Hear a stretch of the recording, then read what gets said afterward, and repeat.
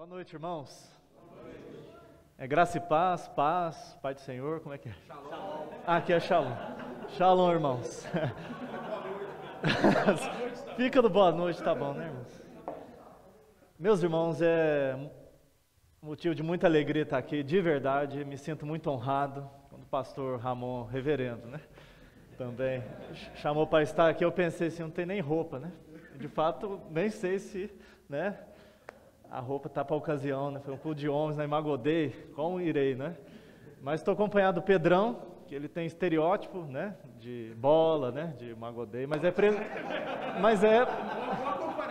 é presbiteriano, viu, gente? É presbiteriano, é uma bênção, mas obrigado, viu, pastor? Sinto muito honrado de estar aqui e de conhecer mais um pouco da família da fé. Isso é maravilhoso, conhecer irmãos em Cristo. Eu tinha uma referência com o Hebe, a gente se encontrou aí, mas nunca tivemos uma oportunidade assim de estarmos juntos de fato, e agora surgiu de estar aqui conhecendo esse trabalho. Tem outros irmãos aí que eu já vi o rosto também. O Anto eu conheço desde criança, né, Anto? E que bom estar aqui com vocês. Nós estamos aí, como o pastor falou, na Igreja Presbiteriana de Varginha. Eu sou daqui de Varginha mesmo, mas como pastor aqui estou há 6 anos. Eu fui estudar no seminário fora, em Belo Horizonte. Lá fui para uma cidade chamada Perdões. Depois de ser bastante perdoada, aí vim para cá, né? Sou casado com a Priscila, também trabalho com ministério aí na internet, levando a palavra de Deus, auxiliando mães. E tenho 3 filhos, que é o Benjamin também. Acho que todo pastor, né? Acho que está sendo é o Benjamin, a Alana e o Joaquim, né? São 6 anos o Benjamin, a Alana 3 anos, Joaquim 1 ano e meio. Estamos ali na igreja na São José, a igreja que agora vai ser fácil de identificar, que é o único prédio verde ali da rua, né? Separei para os irmãos para nós pensarmos nessa noite lá em Filipenses, capítulo de número 3, Filipenses 3. Gostei que eu cheguei que o pastor não ofereceu água, não ofereceu energético. Falei, o negócio aqui é bom mesmo, hein? O pastor disse que eu não grito, mas há controvérsia, né, Pedro? Há controvérsia. Filipenses 3, abre aí a sua Bíblia. Eu vou ler na minha versão, mas eu vi que é bem próxima, né? Muda pouca coisa da versão que os irmãos usam aí. Filipenses 3. Quanto ao mais, irmãos meus, alegrai-vos no Senhor. A mim não me desgosta e é segurança para vós outros que eu escreva as mesmas coisas. Acautelai-vos dos cães, acautelai-vos dos maus obreiros, acautelai-vos da falsa circuncisão, porque nós é quem somos a circuncisão, nós que adoramos a Deus no Espírito e nos gloriamos em Cristo Jesus e não confiamos na carne. Bem que eu poderia confiar na carne, também se qualquer outro pensa que pode confiar na carne, eu ainda mais, circuncidado ao 8º dia, da linhagem de Israel, da tribo de Benjamim, hebreu de hebreus, quanto à lei fariseu, quanto ao zelo perseguidor da igreja, quanto à justiça que há na lei irrepreensível. Mas o que para mim era lucro, isto considerei perda por causa de Cristo. Sim, deveras considero tudo como perda, por causa da sublimidade do conhecimento de Cristo Jesus, meu Senhor, por amor do qual perdi todas as coisas, e a considero como refúgio para conseguir Cristo, e ser achado nele, não tendo justiça própria que procede de lei, senão a que é mediante a fé em Cristo, a justiça que procede de Deus, baseada na fé, para o conhecer e o poder da sua ressurreição e a comunhão dos seus sofrimentos, conformando-me com ele na sua morte, para de algum modo alcançar a ressurreição dentre os mortos. Não que eu tenha já recebido ou tenha já obtido a perfeição, mas prossigo para conquistar aquilo para o que também fui conquistado por Cristo Jesus. Irmãos, quanto a mim, não julgo havê-lo alcançado, mas uma coisa faço, esquecendo-me das coisas que para trás ficam, e avançando para as que diante de mim estão, prossigo para o alvo, para o prêmio da soberana vocação de Deus em Cristo Jesus. Todos, pois, que somos perfeitos, tenhamos este sentimento, e se porventura pensais de outro modo, também isso Deus vos esclarecerá. Todavia andemos de acordo com o que já alcançamos. Irmãos, sede imitadores meus, e observai os que andam segundo o modelo que tende em nós. Pois muitos andam entre nós, dos quais repetidas vezes eu vos dizia, agora vos digo, até chorando, que são inimigos da cruz de Cristo. O destino deles é a perdição, o Deus deles é o ventre, e a glória deles está na sua infâmia, visto que só se preocupam com coisas terrenas. Pois a nossa pátria está no céu, de onde também aguardamos o Salvador, o Senhor Jesus Cristo, o qual transformará o nosso corpo de humilhação para ser igual ao corpo da sua glória, segundo a eficácia do poder que ele tem, até de subordinar a si todas as coisas. Até aí, vamos orar mais uma vez. Senhor Deus, te damos graças por essa ocasião, por estarmos aqui reunidos como povo do Senhor, como igreja do Senhor, para te louvar, para te buscar, para termos comunhão uns com os outros, Senhor, e como já temos sido abençoados por Ti, ó Pai. Ó Deus, oramos a Ti agora, em que a Tua palavra foi lida, Senhor, Tua palavra que é viva e eficaz, que o Teu Espírito Santo, ó Deus, venha falar ao nosso coração, pela Tua palavra, Senhor, e saiamos daqui como homens mais piedosos, mais cheios de Ti, da Tua palavra, de Cristo, e mais cheios do Teu Espírito Santo, Senhor. Nós oramos em nome de Jesus. Amém. Meu irmão, no que você é muito bom, que você pensa assim, não, nisso eu sou muito bom, nisso eu sou fera, eu sou o cara. Tem muitos jovens aqui, né? Estou vendo, a grande maioria são jovens, aí é jovem, né? Eu sei que tem gente aqui que é crossfiteiro, não é isso? É muito bom no crossfit. Sei que tem gente no beach tênis, mas é uma idade assim que a gente olha para si, né, tenta ver no que nós somos bons, quais são as nossas vocações, quais são as nossas habilidades, para a gente pensar sobre o nosso futuro, o que vamos fazer profissionalmente, o que vamos estudar.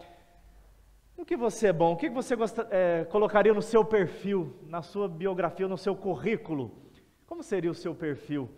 Eu gostaria de pensar hoje sobre o perfil do homem piedoso à luz desse capítulo 3.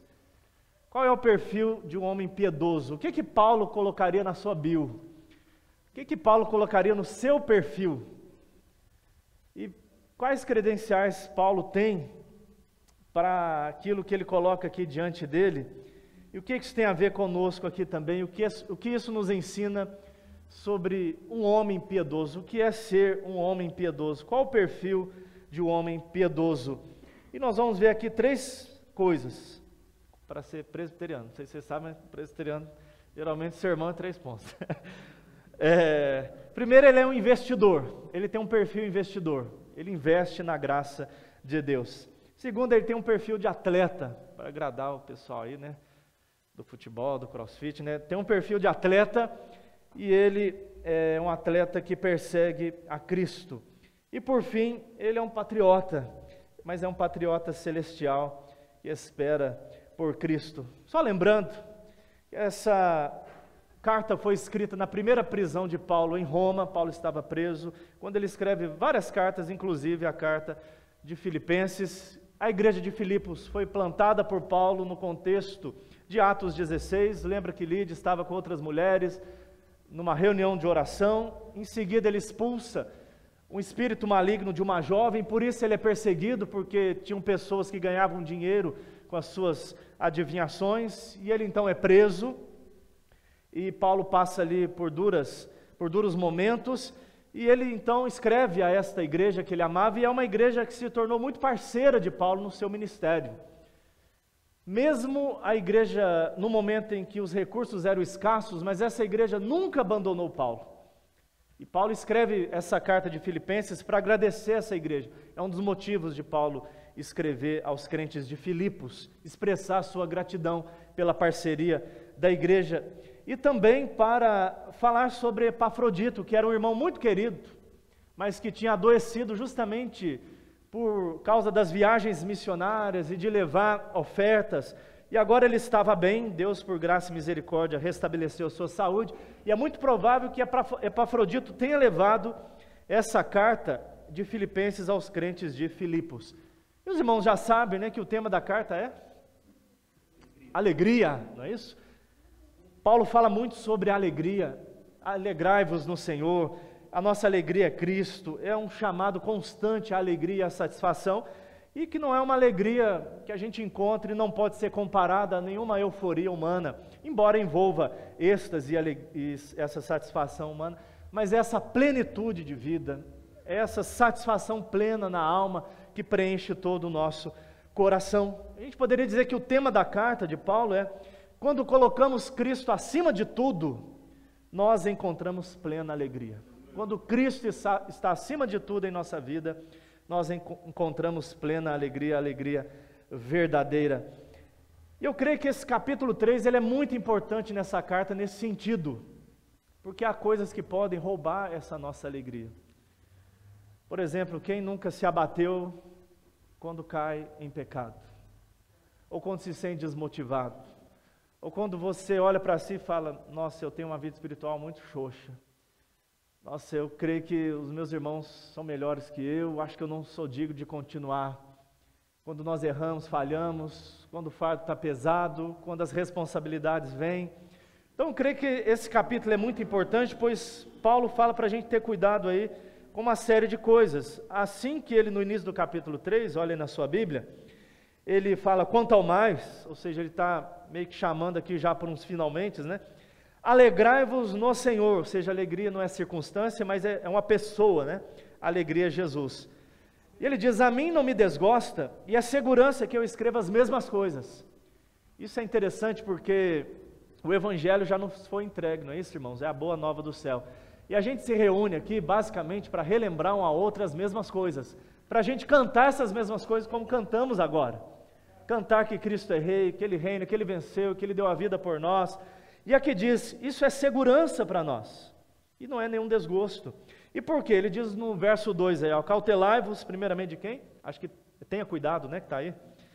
Dos cães, depois maus obreiros, e depois falsa circuncisão. Aqueles crentes de Filipos estavam sendo assediados por esses que eram conhecidos como judaizantes. E é interessante que estava pesquisando, muitos nem eram judeus de pedigree, muitos nem eram judeus assim legítimos, mas eles estavam judaizando a igreja, dizendo assim: Cristo é bom, mas precisa circuncidar. Cristo é bom, mas vocês têm que guardar a dieta, a lei, os sábados e tudo mais. E eles estavam impondo obras da lei, né, obras ali judaicas, né, como requisito para a salvação. Aí ele diz, no verso 3, o seguinte: porque nós é quem somos a circuncisão. Então cuidado com a falsa circuncisão, meramente externa, mas agora a circuncisão é a do coração. Isso já estava lá no Antigo Testamento, quando Deus dizia assim: circuncidai o vosso coração. Em outro momento diz assim: circuncidai os vossos ouvidos. Agora ele diz: nós que somos a circuncisão. E na outra carta que ele escreve, no mesmo contexto, lá em Colossenses, ele diz que a nossa circuncisão foi na cruz, foi em Cristo Jesus. E ele diz: e nós adoramos a Deus como? No Espírito, é no Espírito Santo. Lembra daquele diálogo de Jesus com a mulher samaritana, não é? Onde é a adoração verdadeira? Jesus diz: chegou a hora em que os verdadeiros adoradores adorarão o Pai em espírito e em verdade. A adoração é espiritual e é no Espírito Santo de Deus. E ele diz: e nós não nos gloriamos na carne, em nós mesmos, na nossa capacidade, mas em Cristo. É interessante que o verso 2 e o 3, eles conversam. Acautelai-vos dos cães, e aqui diz, porque é acerca do caráter, né, da motivação. Eles visavam destruir a igreja. Maus obreiros, é a obra que eles faziam, era uma má obra. E não é porque era meia boca não, viu gente? Os falsos mestres, muitas vezes, eles são muito habilidosos. É má obra no sentido de que não agrada a Deus, não é o verdadeiro evangelho. E aqui da falsa circuncisão, que é acerca da mensagem, né? Então você tem o caráter, cães, aí você tem as obras, são maus obreiros, e a mensagem, a falsa circuncisão. Em contrapartida, ele diz: a circuncisão somos nós, é no coração. O contrário das más obras, adoramos a Deus no Espírito. Aliás, Paulo vai dizer aos crentes de Corinto que ninguém pode dizer Senhor Jesus se não for pelo Espírito Santo. E a mensagem, nós não confiamos na carne, mas nos gloriamos em Cristo. Então não é a falsa circuncisão.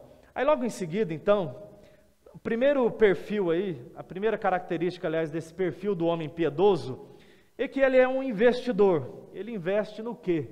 Na graça de Cristo. Vamos ver isso aí. Como nós pensamos no início, no que você é bom? O que você colocaria na sua bio espiritual, né, no seu perfil? O que está no seu perfil? Olha como Paulo coloca aí para nós. Paulo vai primeiramente colocar o seu currículo. E ele vai falar primeiro dos privilégios do seu nascimento, ou seja, não é nada que ele tenha feito, e depois ele vai falar dos privilégios vindos do seu próprio esforço. Olha aí o verso 4. Bem que eu poderia confiar também na carne, se qualquer outro pensa que poderia confiar na carne, eu ainda mais. Paulo está dizendo, se tem alguém que tem moral para confiar em si mesmo, esse seria eu. E por quê? Mais do que qualquer judaizante aí, crentes de Filipos, que estejam assediando aí vocês. Aí ele vai trazer o currículo dele. Primeiro ele diz no verso 5, o que Paulo era? Me ajuda aí. Circuncidado. Mas quando? Oitavo dia. Porque haviam aqueles prosélitos, né? Foram circuncidados adultos. Mas não, Paulo seguiu o rigor da lei. Ele nasceu no judaísmo e ele foi circuncidado certinho ao oitavo dia. O que mais? Segunda característica? Descendente de Israel. Ou seja, se Paulo pegasse ali a sua genealogia e remontasse, porque todo judeu, não sei hoje, né, pelo menos naquela época, ele conseguiria chegar a Jacó. Se ele pegasse a sua genealogia, ele provaria que ele é um descendente legítimo. Paulo diz, eu posso fazer isso. Se eu olhar a minha árvore genealógica, vai chegar lá em Jacó. Contrário de muitos judaizantes ali, que talvez fossem até mestiços, né, na época aqui no contexto. O que mais? Da tribo de Benjamim, aí Benjamim. Ele era da tribo de Benjamim. Olha que o seu nome é muito precioso, porque Benjamim significa o filho da alegria, né, o filho da felicidade. E a tribo de Benjamim, junto com a tribo de Judá, foram as tribos que permaneceram fiéis, que sobreviveram, e ali foi o remanescente fiel do povo de Deus. É isso que ele está dizendo. Ele não pertenceu àquelas tribos, as demais, que se entregaram totalmente à apostasia e foram assoladas e deixaram de existir. E sobrou o reino da Samaria. Não, ele pertencia ali a uma tribo fiel. O que mais? Hebreu de hebreus. Ele está dizendo, eu ainda cultivo a cultura hebraica. Ele está dizendo, eu falo hebraico, eu me comunico assim, eu mantenho a cultura do meu povo. O que mais? Agora acabou, né? Acabou as credenciais, os privilégios de nascimento. Agora ele vai entrar nos privilégios pelo seu esforço. Ele vai dizer, quanto à lei, ele é o quê? Fariseu, que dentro do judaísmo e das facções, a facção mais zelosa pela lei, por guardar a lei, por guardar as tradições e o cumprimento da lei. O que mais? Perseguidor da igreja. Vocês acham que eu não era judeu legítimo? O meu zelo pelo judaísmo me levava necessariamente a perseguir a igreja. O que mais? Irrepreensível quanto à lei. Paulo não está dizendo assim, ó, moralmente eu não tenho pecado. Ele está dizendo assim, religiosamente eu observo a lei. Cumpro perfeitamente ao pé da letra tudo que a lei exige em termos religiosos. Então Paulo traz aqui o seu currículo, a sua bio, vamos dizer assim, o seu perfil, e ele coloca diante da igreja os seus privilégios de nascimento e os seus privilégios adquiridos pela sua vida e pelo seu esforço. Por isso que Paulo diz, se tem alguém que poderia confiar em si, nos seus méritos, na sua carne, esse alguém sou eu. E é curioso, porque às vezes tem pessoas hoje, né, que nem são judeus, né, gentios no século 21, e que querem impor obras da lei para que a gente seja salvo. Se Paulo, que tem todas essas credenciais, está dizendo para nós, ó, não é por aí, como é que a gente hoje vai dizer que é? Porque olha o que Paulo vai dizer em seguida. Paulo vai pegar esse currículo, ó, invejável, né? Esse currículo maravilhoso, esse perfil assim, de encher os olhos. Poxa, o cara nasceu no lugar certo, fez tudo certo, ele nasceu na igreja, foi batizado na igreja, nasceu num lar cristão, participou da escola dominical, dos cultos, participou do louvor, foi diácono, presbítero, pastor, fez de tudo. Que currículo invejável! E a gente tem que tomar um cuidado para a gente não confundir essas coisas com a nossa conversão, né? O nosso compromisso com Cristo, porque a gente pode fazer todas essas coisas sem verdade. Podemos ou não podemos? Como disse certa vez Paul Washer, acho que vocês conhecem, né? Ele disse assim, vocês podem ter nascido na igreja, ter sido batizado na igreja, ter casado na igreja, velado na igreja e ainda amanhecer no inferno, né? Acabar no inferno. Então, é isso que Paulo está nos dizendo, que ele vai pegar todo esse currículo e fazer assim, ó, né? Jogar na lata do lixo. Mas por que Paulo faz isso? Ele diz aí no verso 7, mas o que para mim era lucro, isto considerei perda por causa de quem? De Cristo. Isso tudo era muito importante para Paulo. Paulo se apegou a isso porque ele nasceu dentro do judaísmo, ele nasceu dentro dessa cultura. Até então, é o que Deus tinha estabelecido. Mas o problema é que ele, os fariseus e outros dessa estirpe, eles confiaram nisso para a salvação. Como se isso os tornassem bons, justos e justificados diante de Deus. E Paulo tinha plena convicção, até se encontrar com Cristo, ou Cristo se encontrar com ele no caminho de Damasco, que era por aí mesmo, que ele tinha tido o privilégio do seu nascimento e que ele tinha feito tudo por onde. Sabe onde a gente encontra uma versão moderna hoje dessas pessoas? Aquelas pessoas assim, quando você vai evangelizar, e ela fala assim, não, mas eu sou uma pessoa boa, eu sou uma pessoa religiosa. Você não encontra gente assim? Não, mas eu faço por onde? Eu faço as minhas orações, eu não roubo, não mato, sou bom cidadão, eu trabalho, sou honesta, do trabalho para casa, da casa para o trabalho. Para que eu preciso de salvação? Não, eu faço minhas orações, eu creio em Deus. É mais ou menos por aí. Ele diz, mas quando eu encontrei Jesus, ou Cristo me encontrou, aquilo que era lucro, aquilo que eu considerava vantagem, se desmanchou, meu castelo de areia se desmanchou, meu castelinho de cartas caiu. Vocês gostam de Chaves, gente? Já assistiram? Vocês lembram quando o Chaves estava brincando com um brinquedinho lá simples, né? E acho todo contente, né, com aquele brinquedinho e tal. Aí quem que chega? O Kiko, né? Né? Ele está lá com o barquinho de papel e chega o Kiko com um barco desse tamanho, né? Meus irmãos, de certa maneira, é isso que Paulo experimentou. Ele estava lá com a sua vidinha, com o seu currículo, achando, eu estou arrebentando, eu estou arrasando. Até que vem Jesus e chega assim, ó, o nível é mais alto, meu irmão. É como Jesus disse assim, se a vossa justiça não exceder a dos escribas e fariseus, não vereis o reino de Deus. O problema não era o zelo dos fariseus. Jesus está dizendo, tem que ser ainda maior, tem que expandir mais. E para onde? É para dentro. Porque o problema do zelo dos fariseus é que ele não era grande para dentro. Jesus está dizendo, tem que exceder para a alma, tem que exceder para o coração esse zelo. Isso é impossível sem o Espírito Santo de Deus. Aí quando Paulo viu então a justiça de Jesus e olhou a dele, falou assim, gente, tem como, é outro nível. E a palavra que ele usa, perda, aí é muito especial, porque Paulo só usa em outro lugar, ou em referência a Paulo, né, que na verdade quem escreveu foi Lucas, lá em Atos, quando do naufrágio de Paulo, os irmãos se lembram, e ele está naquele naufrágio, e ele, então é necessário que as coisas sejam lançadas ao mar, e produtos caros, não é? Alimentos, produtos importantes, têm que ser lançados ao mar, e para quê?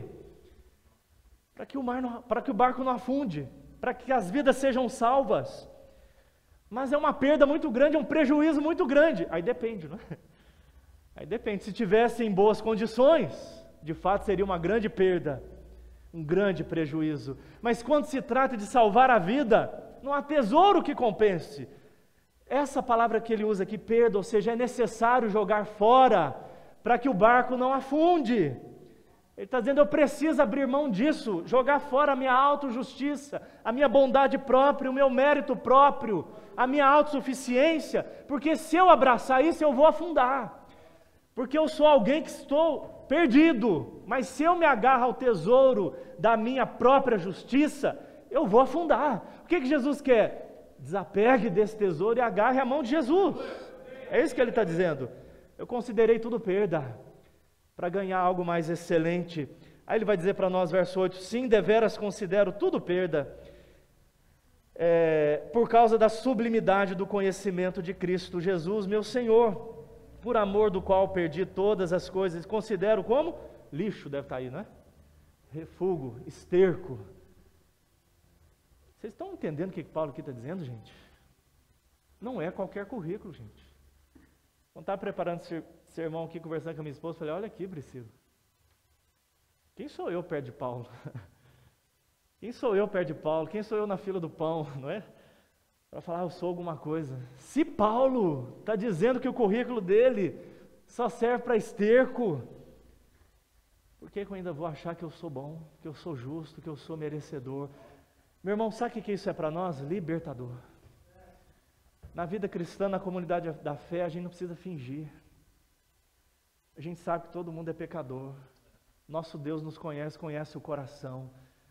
A gente sabe que a gente peca, que a gente erra. A gente pode tirar as nossas máscaras, a gente pode parar de fingir. E eu sei que é difícil isso na igreja. A igreja tem que crescer mais e mais nisso, né? De ser uma comunidade onde que a gente possa abrir o coração e revelar quem somos, e sermos tratados, curados, né? Porque não há um justo, como a Bíblia diz, nenhum sequer. Mas Paulo diz, agora eu posso conhecer a Jesus. Antes eu achava que conhecia, mas agora a sublimidade do conhecimento de Cristo. E olha o que diz o verso 9 aí, e ser achado nele. Onde o homem piedoso está? Onde que a gente o encontra? Em Cristo. Você quer achar um homem piedoso? Procure por Cristo nele. O homem piedoso não está necessariamente nos templos, não está necessariamente nos ministérios. O homem piedoso, ele está em Cristo. Paulo diz, eu quero ser achado em Jesus. Não é no que eu faço, mas eu quero ser achado em Cristo. Não tendo justiça própria que procede de lei, porque pela lei ninguém se justifica. A lei, pelo contrário, só revela a nossa injustiça. Mas eu quero a justiça que é mediante o quê? A fé. Essa justiça que procede de Deus, ou seja, é uma justiça que vem do céu para a terra. Ela não é produzida da terra para o céu. Ela não é produzida pelo esforço humano, mas ela vem de presente de Deus. E Paulo quer mais, irmãos. Olha o que ele diz aí, que ele ganhou. Por que é incomparável? Ele diz aí no verso 10, para o conhecer e o poder do quê? Da ressurreição. Eu quero o poder da ressurreição de Cristo na minha vida, porque Paulo vai dizer em Romanos 6 o seguinte para nós: se Cristo morreu, só Ele pode matar a nossa velha natureza, só Ele pode matar o nosso velho homem, só Ele pode mortificar os nossos pecados, e se Ele ressuscitou, é nele que eu tenho uma nova vida, é nele que eu sou nova criatura, é nele que eu tenho novos desejos, nova mentalidade, novas aspirações, é nele que eu posso mortificar a carne, meus irmãos, e agradar a Deus.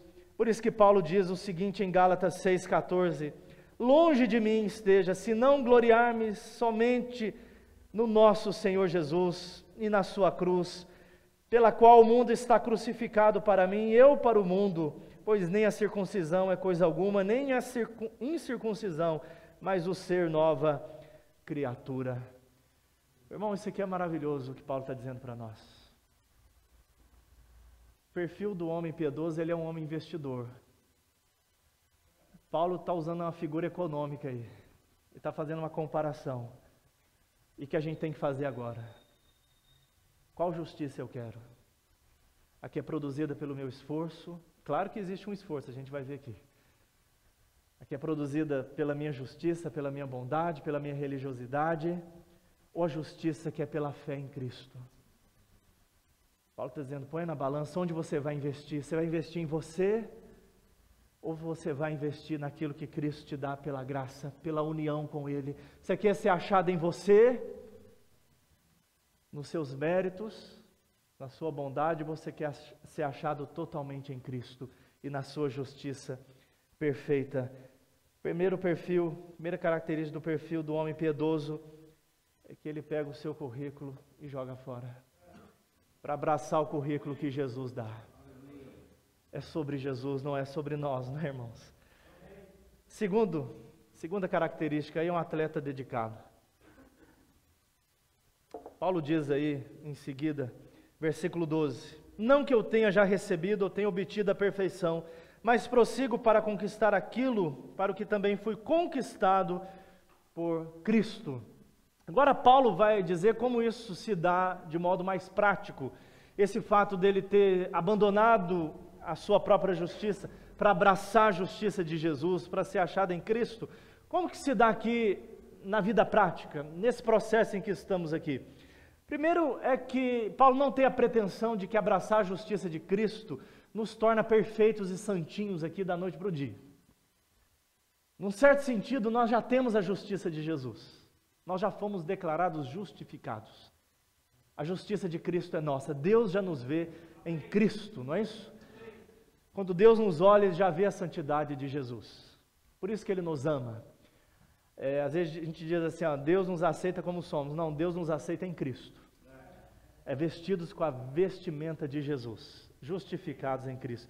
Mas Ele fala assim, esse já ainda não. Né? Eu já sou justificado em Cristo, mas aqui nessa vida, eu ainda estou caminhando em justiça e em santidade. Depois Ele diz assim, ó, não que eu já tenha obtido ou recebido essa perfeição, mas eu prossigo para conquistar. Mas olha que interessante aí no verso 12, ele não diz assim, eu vou conquistar e isso vai ser conquistado por mim, pelo meu esforço. Ele diz, eu só posso conquistar porque Jesus me conquistou para conquistar. Entenderam isso? Não é lindo, não é interessante? Eu só vou conquistar porque eu fui conquistado por Cristo para isso. Aqui ele usa a figura mesmo de uma maratona, dos Jogos Olímpicos, de um atleta. Ele está dizendo, eu só corro a carreira cristã porque Jesus me colocou nela. Ninguém corre a verdadeira carreira cristã se não foi chamado por Jesus, se não foi colocado por Cristo. Ele é quem nos introduz, Ele é quem nos coloca na caminhada cristã. É claro que no meio da caminhada é igual aquela São Silvestre, né? Tem os atletas ali de fato, né, que se prepararam, que estão competindo para valer, e tem a turma, né? Só vai ali. Então na igreja tem assim também, tem os verdadeiros crentes, né, aqueles chamados, mas tem também aqueles que estão ali só vendo o que está acontecendo, né? Na esperança de que Deus também os converta, né? Mas Paulo está dizendo, eu fui conquistado por Cristo para isso. Primeiro Cristo me conquistou. Verso 13, irmãos. Ele diz aí, irmãos, quanto a mim, não julgo havê-lo alcançado novamente. Não é que eu obtive tudo que Cristo me deu. Num certo sentido, já está tudo em Cristo, mas em outro, ainda aqui nessa existência, não alcancei. Mas olha o que ele diz. Mas uma coisa faço, esquecendo-me das coisas que para trás ficam e avançando para as que adiante de mim estão, prossigo para o alvo, para o prêmio da soberana vocação de Deus em Cristo. Sabe o que é interessante aqui, irmãos? É que ele disse lá no seu currículo que no zelo ele era o quê? Você lembra? O que ele era no zelo? Perseguidor da igreja. O zelo do judaísmo fazia com que ele fosse perseguidor da igreja. Agora a palavra que ele usa aqui é a mesma para perseguir esse alvo. Agora o alvo dele mudou. De perseguidor da igreja, agora ele persegue Cristo e a glória de Cristo. Agora sim ele persegue a Cristo. E aqui ele usa essa ideia assim, né, Deus é quem está o chamando, movendo em Cristo, mas agora ele diz na prática da nossa responsabilidade nesse processo. Por isso que a segunda característica de um homem piedoso é um atleta dedicado. Ou seja, que usa bem os meios de graça que Deus dá. E olha o que ele já disse lá em Filipenses, capítulo de número 2, verso 12 e 13. Pedi a vocês que leiam, vocês têm a mesma versão aí, né? Filipenses 2, 12 e 13.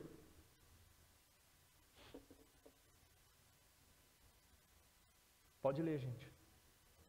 Assim, meus amados, como sempre obedeceste, não somente na minha presença, porém muito mais agora na minha ausência. Realizai a vossa salvação com temor e tremor, porque é Deus que produz em vós tanto querer quanto realizar segundo a sua boa vontade. Olha que precioso que Paulo está dizendo aqui. Duas verdades paralelas, parece até se contradizer, não é isso? No verso 12 ele diz, muito mais na minha ausência, porque vocês não têm que obedecer homens, vocês não têm que cultivar a vida espiritual de vocês, ler a Bíblia, frequentar a igreja, né, e estar junto com os irmãos servindo, só porque o pastor está, não é isso? Só porque tem alguém vendo. Porque a verdadeira piedade ocorre fora dos olhos, né, de quem a gente às vezes quer prestar contas, né, ao aparecer. Ele diz, muito mais até na minha ausência.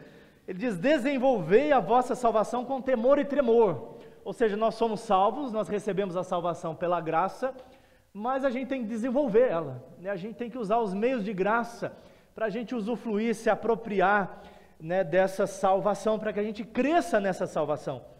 Mas sabendo de uma coisa, do que está no verso 13. Quem está por trás disso? A suficiência vem de quem? Dele. Deus efetua em vós o querer e o realizar. É Deus quem mexe no nosso interior. É Ele quem lá trabalha no nosso coração, na nossa vontade, na nossa disposição, nos levando a aspirar por Ele, pela Sua palavra, por uma vida santa, nos entristecendo pelo pecado. Ele é quem nos santifica e faz a obra em nós.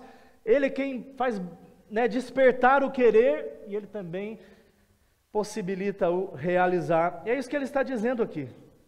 É porque eu fui conquistado, é porque eu fui inscrito nessa maratona e Deus me deu todas as condições.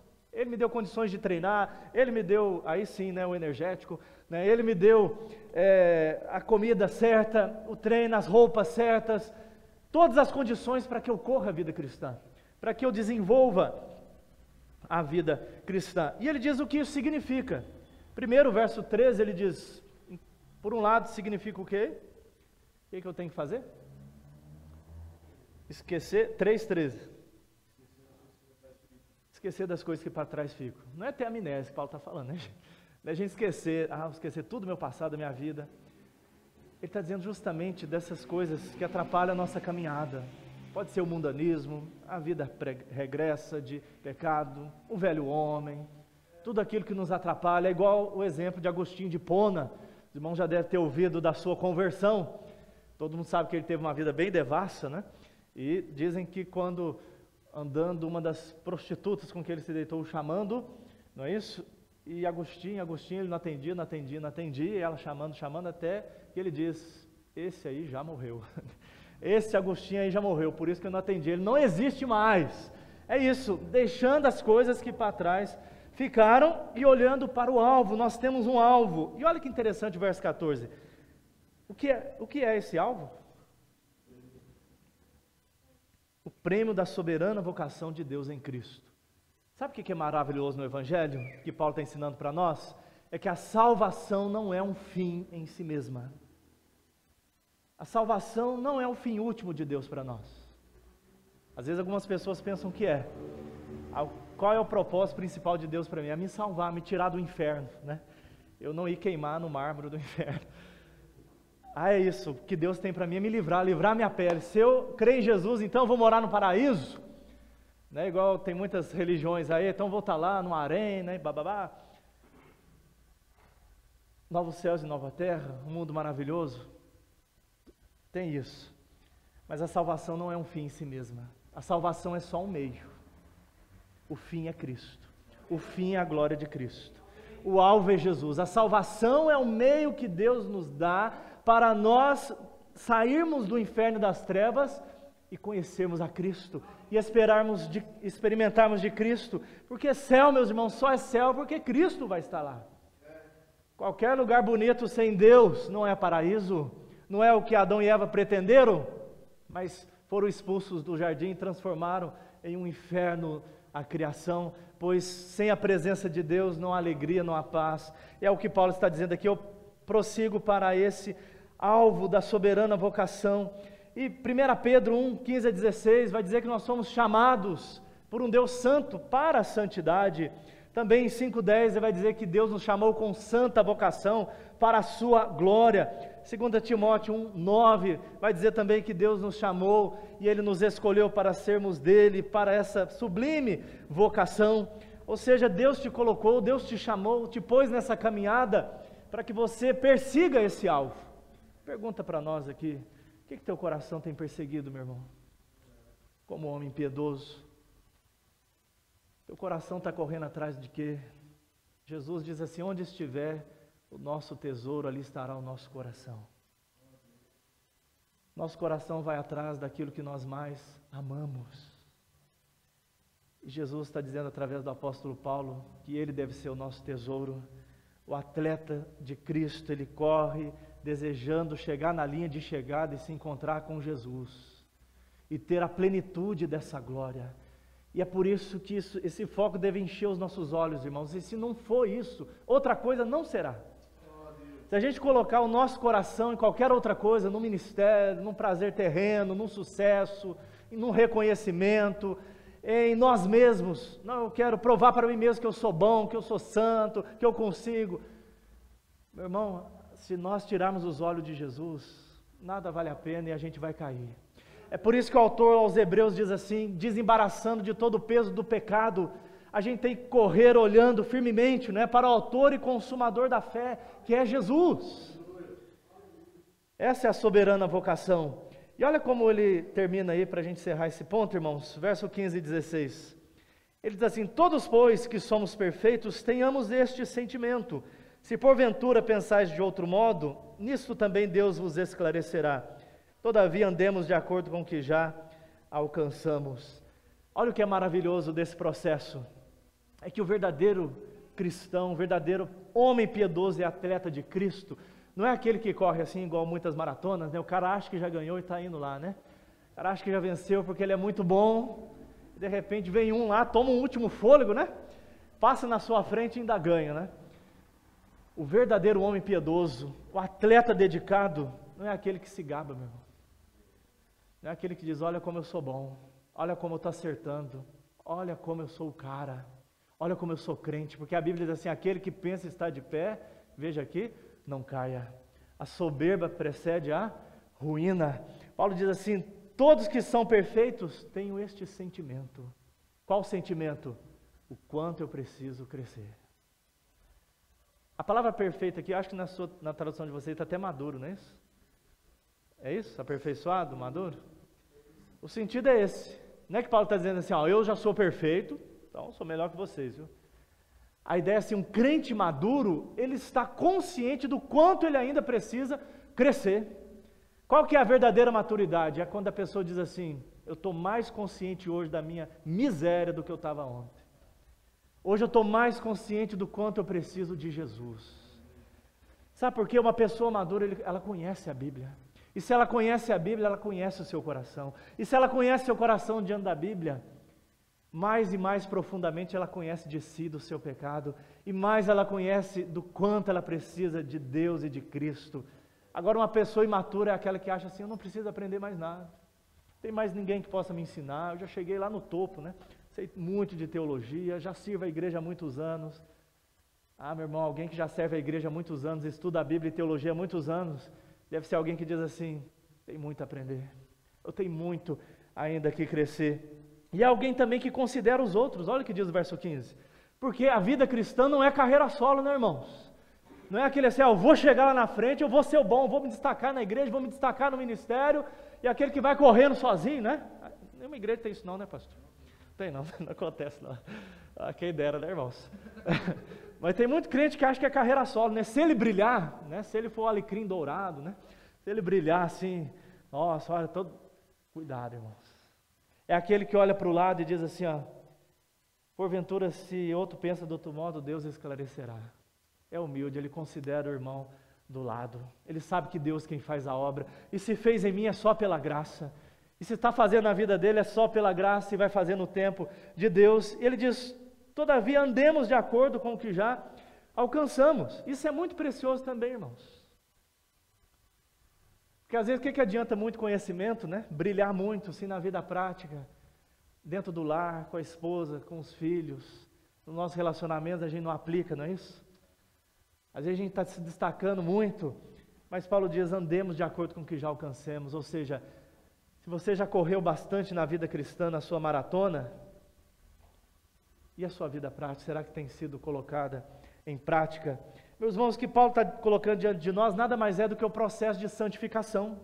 Os versos 2 a 11, como Paulo foi justificado pela justiça de Jesus, quando ele abriu mão de si mesmo. Versos 12 a 16, como essa justiça é aplicada nele, no modo de santificação. E ele está dizendo que isso se dá por meio de um modo progressivo.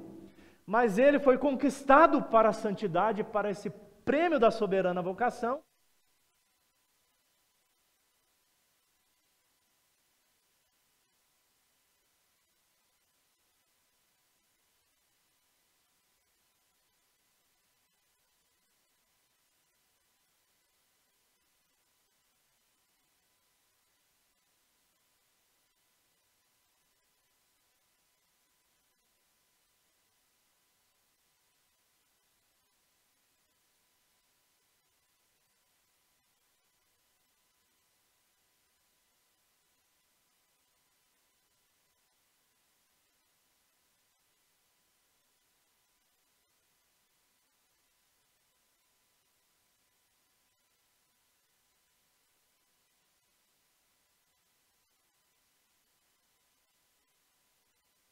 em conflito com o pecado e o não regenerado é tolerante com o pecado. Uma coisa é o pecado viver em nós, outra bem diferente é nós vivermos no pecado. Uma coisa é o inimigo ocupar a capital, outra coisa é assediar soldados negligentes. Olha que interessante, irmãos. O pecado está na capital do nosso coração e está errado, né? Se o pecado ainda reside, de fato vai residir até a volta de Cristo. Mas a gente residir nele, não dá. Meus irmãos, que a gente corra essa caminhada cristã. Para a gente encerrar, o perfil do homem piedoso, ele é um patriota celestial. Diz aí o verso 17: Irmãos, sede imitadores meus e observai os que andam segundo o modelo que tendes em nós. Lembra que eu disse que Paulo, né, pegou o seu currículo, jogou fora, né, para ter o de Cristo? Ele está dizendo, me imitem, não façam como eu estou fazendo, aplique isso à vida de vocês, e imitem outros também, que andam neste mesmo caminho. Olha que interessante a comunidade de fé, como ela é importante. Novamente, a carreira solo não te leva a lugar nenhum, irmãos. Ser desigrejado não te leva a lugar nenhum. Você precisa de irmãos que estão correndo a mesma corrida. A gente precisa ser exortado, a gente precisa ser corrigido, a gente precisa de um ombro para chorar, a gente precisa de alguém para nos consolar, para nos dar direção, para orar com a gente, para caminhar com a gente desabafar, para nos ajudar, para nos auxiliar, e de modelo também. Ele está dizendo, me imitem e imitem outros que andam segundo o modelo que tendes em nós. Essa é a ideia de uma comunidade de edificação mútua. Lá em 1 Coríntios 11:1, Paulo também já disse, sede meus imitadores como eu sou de Cristo. E novamente Paulo relembra aqui o perigo desses falsos mestres. Ele diz no verso 18, pois muitos andam de dentro entre nós, não é fora. Ele diz, muitos andam entre nós, dos quais repetidas vezes eu vos dizia, agora vos digo até chorando, que são inimigos da cruz de Cristo. Meu irmão, até dentro da igreja, Paulo está dizendo que a gente tem que ter cuidado com quem a gente anda, né? Que dirá lá fora. É isso que ele está dizendo aqui, ó. Essas pessoas não estavam fora da igreja. Ele está dizendo, estava entre nós. Ou seja, até dentro da igreja, você tem cuidado em quem você se espelha, quem você segue, com quem você se aconselha. Porque a igreja tem joio e tem trigo. Claro que a gente está dizendo aqui, como Paulo diz, eu até choro por essas pessoas. Eu não estou dizendo isso, ó, tranquilo, sorridente, né? Ele está dizendo, eu digo chorando que são inimigos da cruz de Cristo. Mas Paulo acabou de dizer, eu espero que Deus esclareça essas coisas. Não é que a gente vai virar inimigo, virar cara, não vamos ajudar essas pessoas.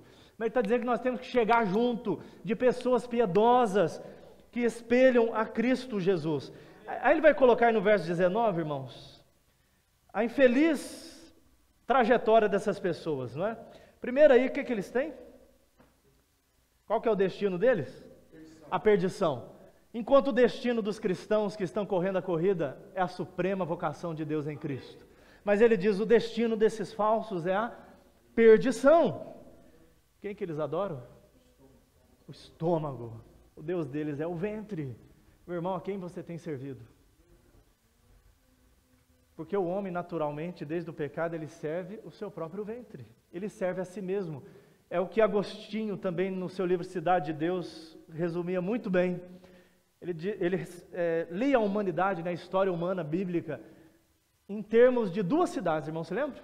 A cidade de Deus, são aqueles que amam a Deus, são movidos pelo amor a Deus. E a cidade dos homens, daqueles que são movidos pelo amor a si mesmo, amantes de si mesmo.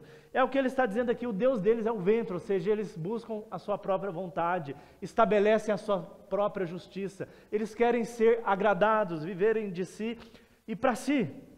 E onde que está a glória deles, irmãos? Nas coisas terrenas, na sua vergonha. É tudo que eles têm, irmãos, é tudo que o homem sem Cristo tem. São as glórias passageiras daqui. É um prazer sexual ali, mas que é passageiro. É um prazer de uma rave passageira. É um prazer de uma conquista material passageira, porque logo você quer mais. Se você teve 1 milhão, você vai querer 2, 5, 10. Você tem 20 casas, vai querer 30, 40. Não é que é errado a gente ter coisa, se Deus nos der, né, meu irmão? Por meio disso, pelo nosso trabalho, se Deus nos abençoar, para a gente servir a Deus, a igreja e abençoar outros. Mas ele está dizendo a glória humana é passageira. A gente vê as pessoas hoje buscando glórias na sua identidade, né? No seu afeto, na sua reafirmação, e coisas estranhas acontecendo aí na nossa sociedade, e as pessoas achando que isso é glória, né? Aí vão para a internet, primeiro elas dizem assim, não preciso de aprovação, mas ao mesmo tempo exigem aprovação para que os outros reconheçam quem elas são, e parece aquela glória, aquela bajulação mútua, e está dizendo isso é passageiro. Cristo tem mais para nós do que um projeto de vida seu. Mas olha o contraste que ele traz para nós. Verso 20. Por isso que o homem piedoso é um patriota celestial. O que ele diz aí, verso 20? A nossa pátria está onde? Nos céus. Claro que a gente também é cidadão aqui e tem responsabilidades, né? Mas está dizendo, acima de tudo, a nossa pátria está no céu. Lá está a nossa verdadeira identidade, o nosso verdadeiro destino. Somos cidadãos celestiais. Estamos aqui de passagem. A Bíblia diz que nós somos peregrinos, passageiros, mas o nosso verdadeiro lar é o céu, é a nova pátria que vem de Deus. E mais? O que nós aguardamos? Olha que interessante, só uma pátria? Um lugar bonito, Rua de Ouro, vamos andar lá, dar um rolê na Rua de Ouro, vai ser tudo maravilhoso e lindo, né? Sem pecado, sem tristeza, sem cansaço. É só isso que a gente aguarda? Ele diz, a nossa pátria está no céu. Mas o que nós aguardamos? É Jesus, é o nosso Salvador. Mais do que uma pátria, a gente aguarda a pessoa de Cristo. Porque nós passamos a vida inteira perseguindo Jesus. Ele acabou de dizer, quando eu encontrei Jesus, nada mais fez sentido. Quando eu encontrei Jesus, tudo se ofuscou. As minhas melhores obras se tornaram esterco quando eu encontrei a glória de Cristo. E Ele me colocou nessa carreira para o meu coração arder por Ele, e queimar por Ele, e o desejar, e o perseguir, com o mesmo zelo que eu persegui a igreja, agora perseguir Cristo. É por isso que agora eu aguardo Jesus, eu aguardo a sua pessoa, e aguardo aquilo que Ele fará em mim. É o que diz o verso 21, o qual transformará o nosso corpo de humilhação para ser igual ao corpo da sua glória, segundo a eficácia do poder que Ele tem de subordinar a si todas as coisas.